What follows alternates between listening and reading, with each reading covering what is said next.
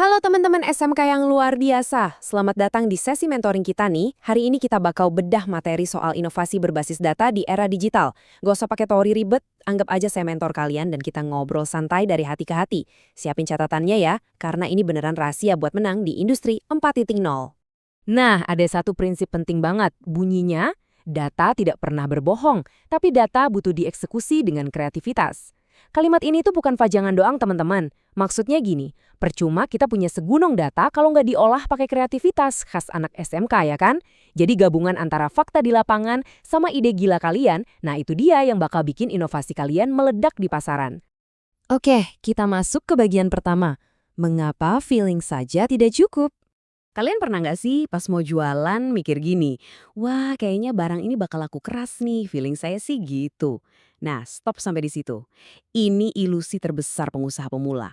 Dulu, orang jualan ya cuma modal tebak-tebakan. Bikin produk terus berdoa aja semoga ada yang beli. Itu cara lama. Dan ujung-ujungnya sering banget bangkrut. Cara barunya gimana?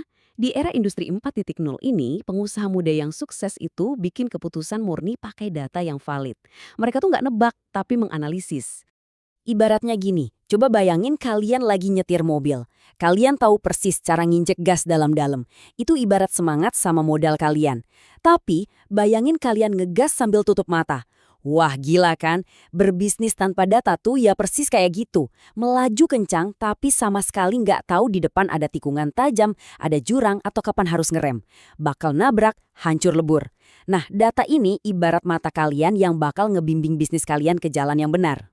Lanjut ke bagian kedua, toolkit digital inovator muda. Terus gimana cara buka penutup mata tadi? Nah, sebagai inovator muda, kalian butuh senjata rahasia. Tenang aja, alat-alat ini gratis dan ada di HP kalian tiap hari. Pertama, Google Trends. Ini buat ngecek tren, misalnya, minuman oat milk ini lagi naik daun atau malah udah basi. Kedua, survei digital kayak Google Forms. Daripada sok tahu nebak-nebak, mending langsung tanya ke calon pembeli. Kalian lebih suka sepatu warna apa sih? Ketiga, social media analytics. Ini buat ngepoin audiens kalian, ngeliat jam berapa persisnya mereka lagi aktif scroll TikTok atau Instagram. 3 alat ini tuh pondasi kerajaan bisnis kalian. Nah, sekarang kita masuk ke bagian ketiga, rumus DAI dalam bisnis. Alatnya udah punya nih, tapi kalau nggak tahu cara pakainya ya percuma kan? Makanya ada satu playbook atau rumus anti gagal yang wajib kalian ikuti. Namanya alur DAI. Kita bedah satu-satu ya. Pertama, D untuk data. Kalian kumpulin datanya dulu pakai Google Trends. Cari tahu keyword apa yang paling dicari orang setahun terakhir. Kedua, A untuk analisis. Jangan cuma diliatin datanya, tapi dibedah. Misalnya nih, trennya nunjukin orang makin peduli kesehatan. Berarti ide awal jualan gorengan biasa harus diubah kan? Analisis ini yang bakal ngarahin kalian buat jualan cemilan bebas minyak alias air fried snacks. Terakhir, I untuk inovasi. Ini tahap eksekusi. Tinggal sebar survei ke grup WhatsApp teman-teman buat nentuin harga yang pas di kantong pelajar. Simple tapi tajam banget kan eksekusinya? Oke, sekarang bagian keempat, bukti nyata di lapangan. Kita jangan cuma ngomongin teori ya. Sebagai mentor, saya mau ceritain kejadian nyata nih. Ada cerita dari teman SMK kalian yang nekat buka kedai kopi cyber. Awalnya, dia pakai cara lama. Nyewa tempat mahal, borong kopi hitam banyak-banyak cuma gara-gara feeling, saya suka kopi hitam, orang lain pasti suka juga. Tebak apa yang terjadi? Sepi banget. Ternyata anak muda di daerah situ lebih suka matcha latte. Bangkrut deh. Tapi dari rasa sakit itu dia belajar. Dia buka Google Trends dan nemu fakta gila. Pencarian kata matcha di kotanya naik 40%. Terus dia bikin polling di Instagram dan 70% followersnya milih minuman manis. Dari data itu, dia langsung banting setir bikin menu matcha brown sugar. Dan boom, ludes terjual dalam sehari teman-teman. Keren banget kan? Contoh kedua nih, kalian pasti tahu dong tren kromboloni yang viral banget akhir tahun 2023 kemarin di TikTok. Waktu toko roti lain masih sibuk jualan roti jadul, ada satu toko lokal yang pinter banget.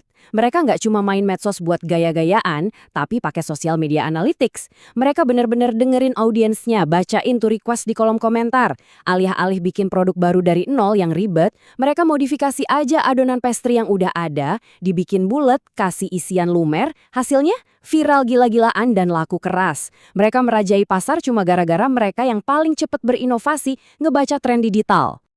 Kasus ketiga ini deket banget sama keseharian kalian.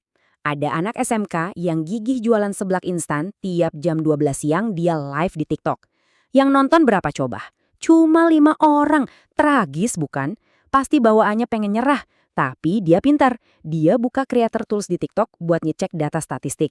Dari situ ketahuan, ternyata audiens dia yang notabene anak sekolah sama pekerja itu baru pada aktif pegang HP sekitar jam 7 sampai jam 9 malam.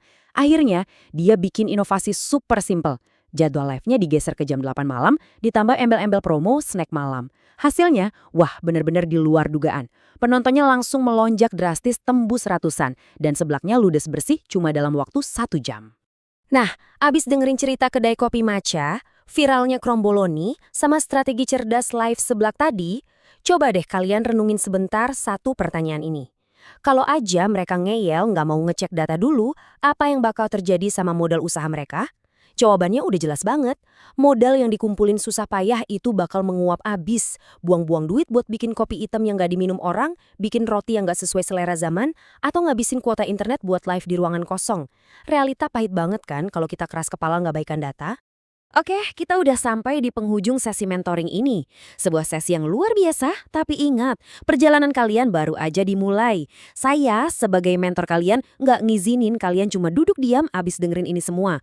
Saya ngasih tantangan nih, sekarang juga. Ambil HP atau buka laptop kalian, terus buka Google Trends. Ketik 2 kata kunci nih, Mochi Daifuku dan Croffle. Bandingin grafiknya ya, coba kalian analisis dan tentuin mana nih dari 2 produk ini yang paling layak dan aman buat dijadiin ide bisnis bulan depan di kota kalian berdasarkan datanya. Ingat, jangan pakai insting kalian, biarin datanya yang ngomong. Selamat menganalisis, tetap kreatif, dan sampai jumpa di puncak kesuksesan para inovator muda.